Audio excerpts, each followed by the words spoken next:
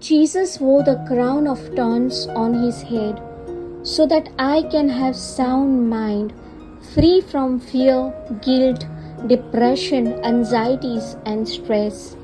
Jesus' feet brought him to places where there was lack, disease, condemnation, and even death at the cross. Those feet were nailed and pierced so that I don't need to be in such places myself. He has rescued me from having to accept and suffer these things in life. Jesus did not have to, but he chose to. Why?